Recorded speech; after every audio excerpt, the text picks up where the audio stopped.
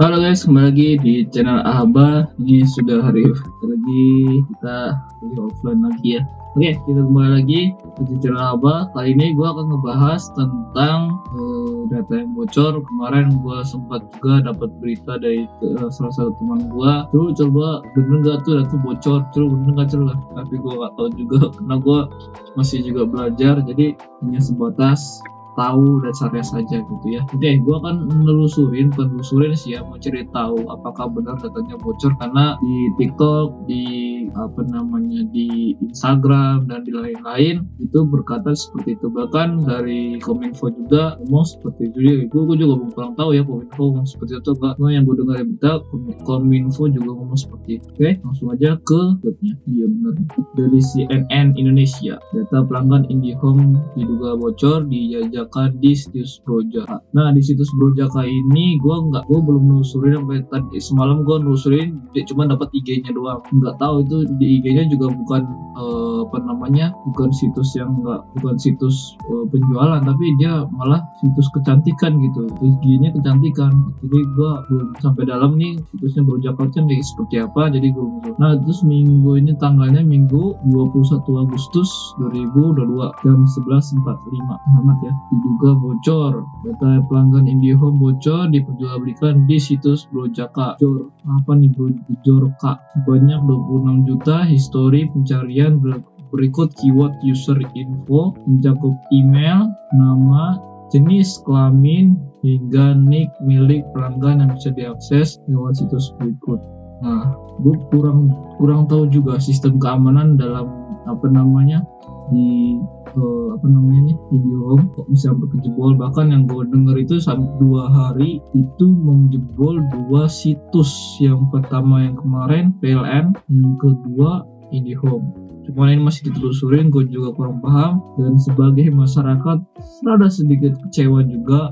Entah gue kecewa sama siapa juga kurang paham, entah ini kesalahan. Jadi kita sebagai pelanggan IndiHome ya, kalau misalnya sampai data ini benar-benar jangan sampai lah ya. Misalnya sudah ada email, nama kalian, jenis kelamin, hingga nick, nomor induk keluarga.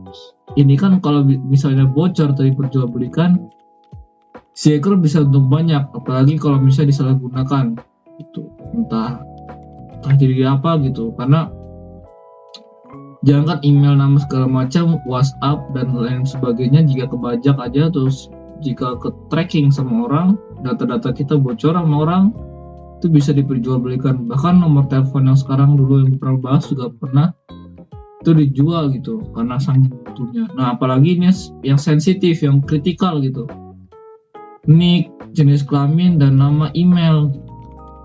Kemarin PLN juga sempat kebocoran juga, gue udah pernah bahas nih, silahkan di ini.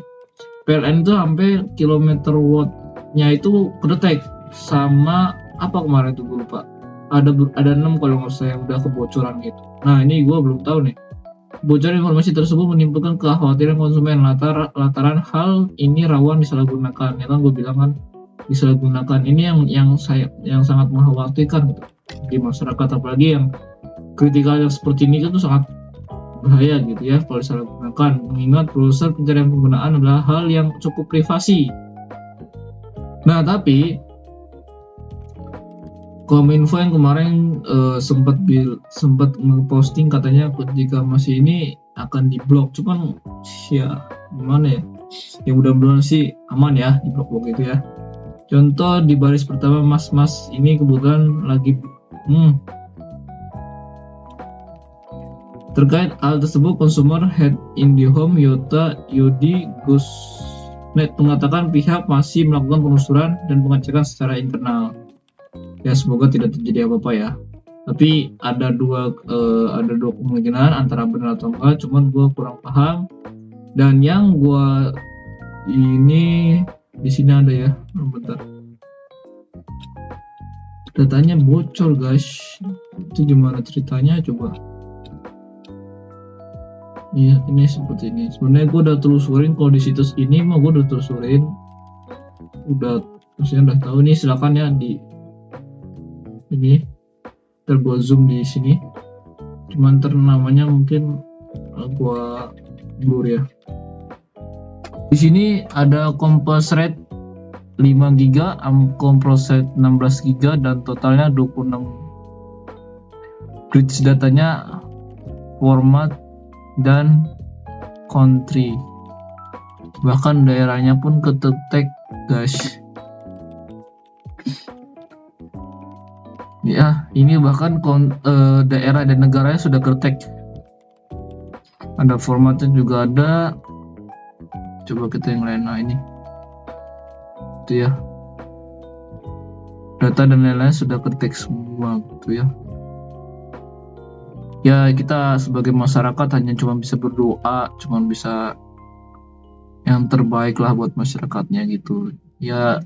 Jadi kalau misalnya punya buat kalian, untuk kita juga ya sebagai masyarakat, kalau misalnya ini sebagai cyber security keamanan ini, nomor utama keamanan gitu ya. Semua yang kalian membuat website atau yang nggak usah ke arah pemerintah lah gitu, kita membuat toko online aja atau kita membuat website aja yang sifatnya itu pribadi, itu bisa aja kejebolan gitu, kebobolan. Apalagi yang sifatnya udah internal, apalagi kenegaraan gitu ya, itu keamanan harus dipertahankan.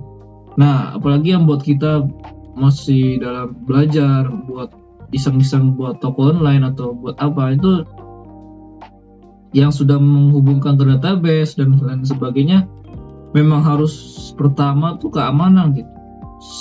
Yang pertama keamanan, yang kedua baru websitenya. Kalau websitenya udah bagus dan ini tapi keamanannya kurang, bisa kejebol atau bisa ketahuan sama oknum-oknum yang kurang ajar gitu ya, yang nggak manusiawi gitu.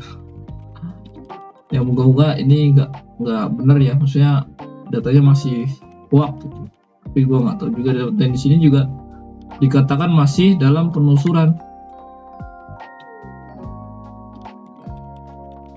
masih melakukan penelusuran dan pengecekan secara internal. Kami perlu cek internal tuduhan kebocoran dari pihak eksternal. Mana sih? Telkom ya, hal ini juga disebut. Nah, kalau biasanya yang gue pahamin dan gue pernah juga ikut seperti ini, biasanya kalau website pemerintah itu yang pertama mungkin kelemahan di negara kita mungkin ya, gue juga kurang paham, kemungkinan di sistem keamanannya kurang. Bahkan ini yang gue cangkup dari manapun, ini cuma dijebol 2 hari doang loh. Berarti kan ya rentan banget gitu, nggak sampai. Biasanya kalau kerentanan itu kalau masih dalam ini 1 tahun atau 2 tahun atau 2 bulan, 3 bulan, 2 hari, gigi banget hackernya. Berarti bukan main-main tuh hacker, 2 hari bisa kejebol ya.